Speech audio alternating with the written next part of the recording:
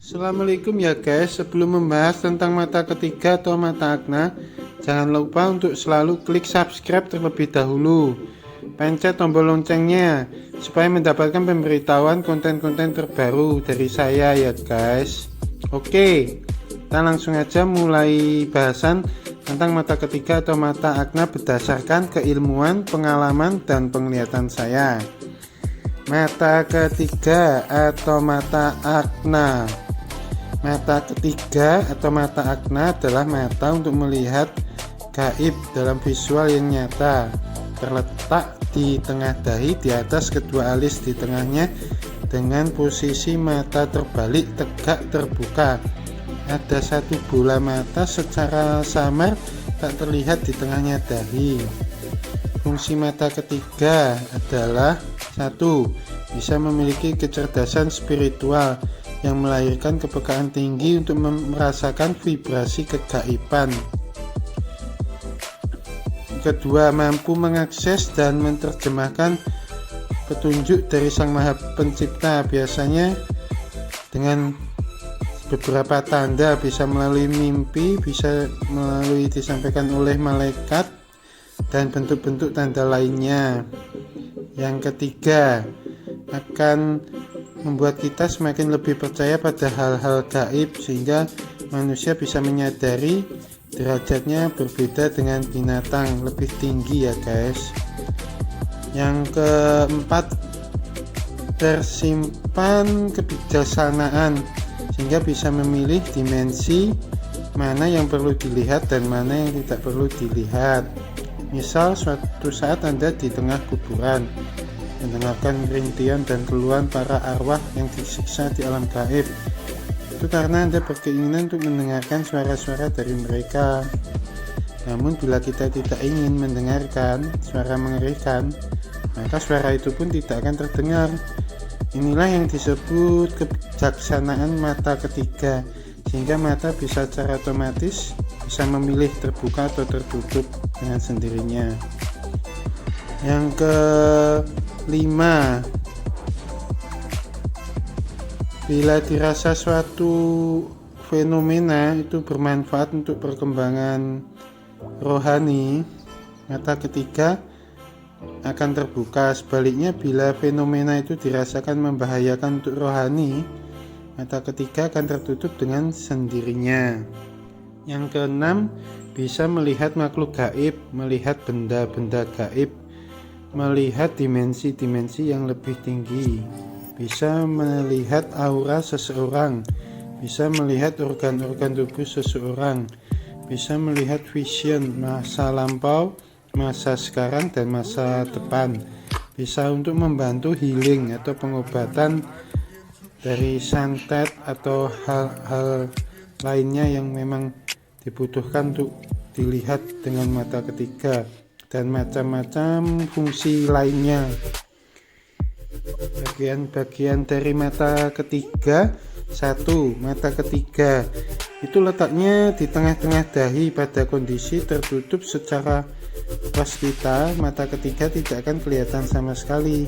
Baru setelah terbuka mata ketiga, baru terlihat seperti mata fisik yang terbalik memanjang secara vertikal jika dilihat dengan pandangan gaib atau penglihatan gaib. Yang kedua, inti mata ketiga. Letak inti mata ketiga persis di tengah-tengah kepala, atau persisnya adalah kelenjar pineal. Fungsi inti mata ketiga adalah untuk memperkuat kemampuan mata ketiga dan sebagian pusat fokus dan konsentrasi dari mata ketiga. Yang ketiga, saluran mata ketiga. Saluran mata ketiga ini memiliki fungsi menghubungkan mata ketiga dengan inti mata ketiga dan dasar otak. Saluran mata ketiga melintang dari tengah dahi menuju belakang kepala, dasar otak, melewati kelenjar pineal, inti mata ketiga. Yang keempat, dasar otak. Dasar otak terletak di kepala bagian belakang, memiliki fungsi sebagai pusat kesadaran. Yang kelima, intisari energi mata ketiga. letaknya di dalam saluran mata ketiga, memiliki fungsi sebagai energi untuk melihat. Jika dalam tabung televisi itu atau monitor komputer merupakan kumpulan serbu halus yang memedarkan banyak warna-warna cahaya, sehingga dapat menimbulkan gambar pada layar monitor komputer maupun pada layar televisi. Jika intisari energi mata ketiga sedikit, maka mata ketiga tidak akan dapat berfungsi dengan baik. Yang keenam, selaput belakang mata ketiga terletak di bagian paling belakang saluran mata ketiga. Selaput ini memisahkan saluran mata ketiga dengan layar mata ketiga. Saat selaput mata ketiga telah terbuka, gambar pada layar mata ketiga dapat terproyeksi dengan baik sekali. Yang ketujuh, layar mata ketiga letaknya itu ada di belakang kepala ya guys, berada di luar dari saluran mata ketiga. Fungsinya untuk memproyeksikan gambar dan mata ketiga. Membahas tentang mata ketiga atau mata akna benar-benar bahasan yang sangatlah luar biasa. Mata ketiga atau mata akna itu benar-benar dicari dan diidam-idamkan, bahkan semua kalangan spiritual, supranatural, dan semua praktisi keilmuan apapun sangat-sangatlah ingin benar-benar memperoleh mata ketiga atau mata akna ini. Bahkan semua orang itu pun rela membayar mahal untuk bisa membuka mata ketiga atau mata aknanya, dan rela melakukan apapun saja untuk dapatkannya, baik halal ataupun tidak halal. Bahkan rela mengkhianati saudaranya sendiri, bahkan memusuhi keluarganya sendiri demi mendapatkan mata ketiga atau mata akna. Mata ketiga atau mata akna yang terbuka itu memang benar-benar suatu impian yang luar biasa bagi siapapun yang mencari keilmuan ataupun sudah mendapatkan keilmuan. Bahkan master atau grandmaster keilmuan pun juga ada yang belum terbuka mata ketiganya ya guys. Tentu mata ketiga atau mata akna ini sangatlah penting kegunaannya untuk mengetahui yang tak terlihat menjadi terlihat, terutama jalur-jalur energi dalam diri seseorang yang tentu sangatlah berguna bagi master atau grandmaster keilmuan apapun, terutama pakar-pakar spiritual atau supranatural dalam mengembangkan energi dalam diri sendiri ataupun murid-muridnya. Jika master atau grandmaster belum terbuka mata ketiga atau mata aknanya, tentu hanya bisa meraba-raba, mengira-mengira energi yang dilatihnya berpusat di sumber mana, dan belum pasti atau tepatnya sumber keilmuan yang diambil, dilatih, diperoleh. Dan jika sumber energinya bersumber dari makhluk gaib jahat, tentulah yang menjadi resiko adalah murid-murid itu sendiri yang belajar kepada master atau grandmaster itu sendiri, yang tentu semuanya akan ikut dalam aliran sumber energi makhluk gaib jahat itu sendiri, yang tentu berefek merubah sifat-sifat karakter mereka, baik master atau grandmaster atau murid-muridnya, menjadi sifat makhluk gaib jahat itu sendiri yang terikat menjadi pusat sumber energi negatif untuk keilmuan yang diperolehnya atau diterimanya atau disedotnya atau diambilnya. Seperti rantai makanan yang tiada ujung, tiada habis.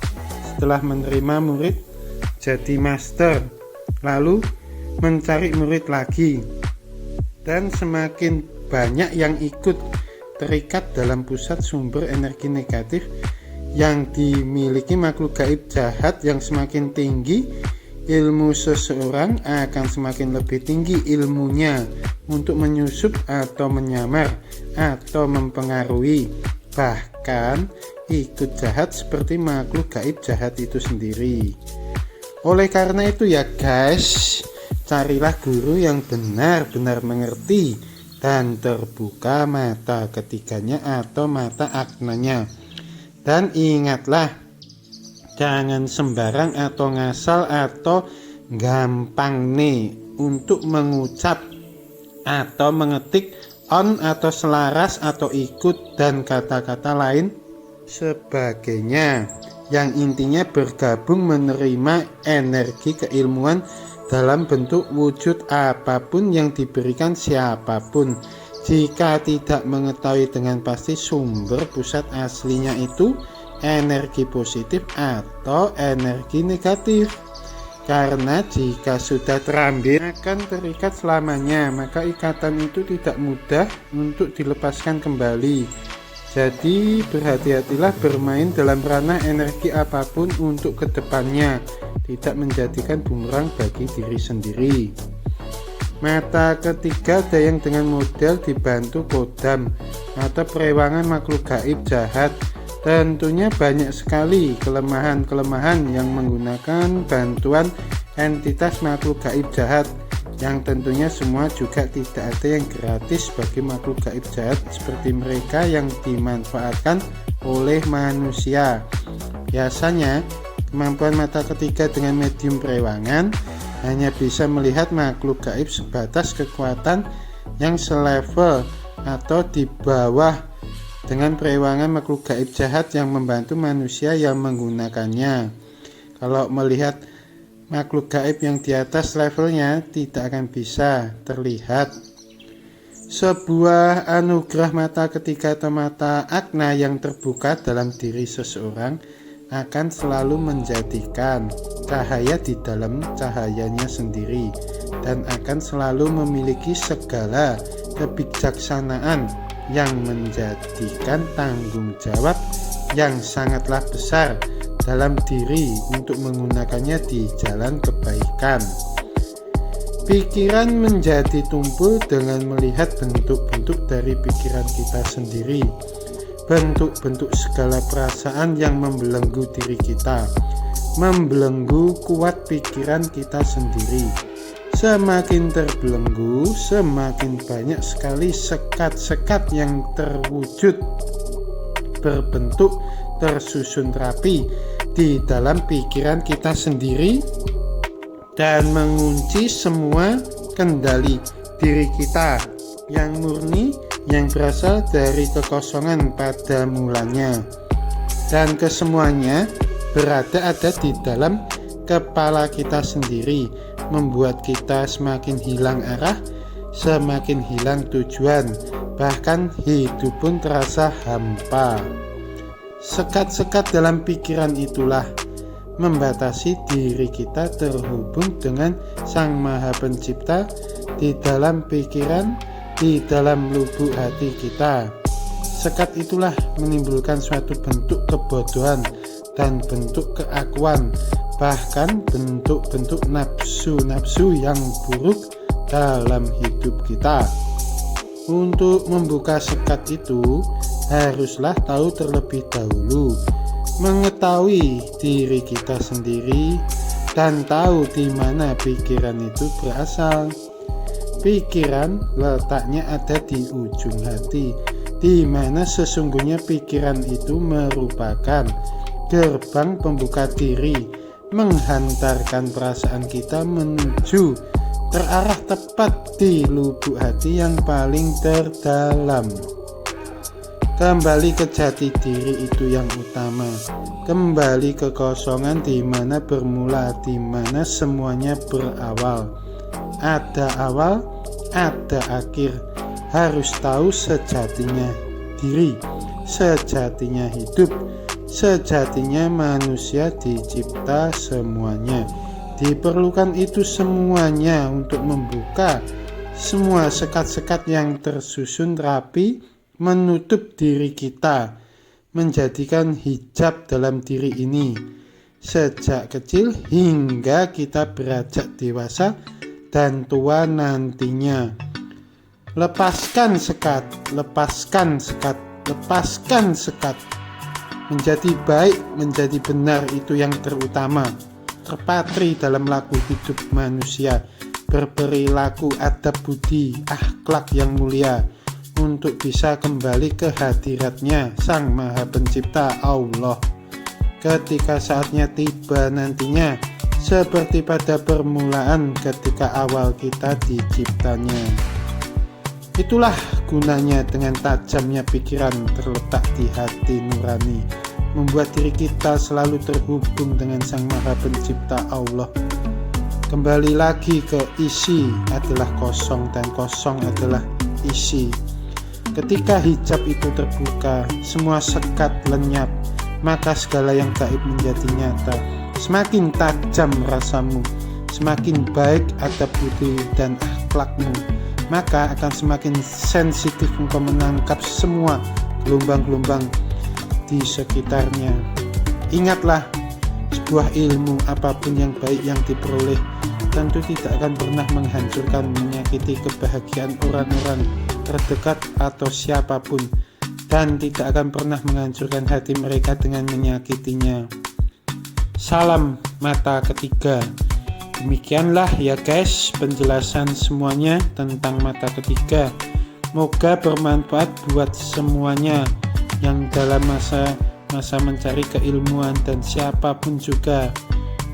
Dan jangan lupa like dan komennya. Selalu stay in here di channelnya Mbah Tirto Vlog yang selalu penuh kejutan. Terima kasih. Assalamualaikum warahmatullahi wabarakatuh.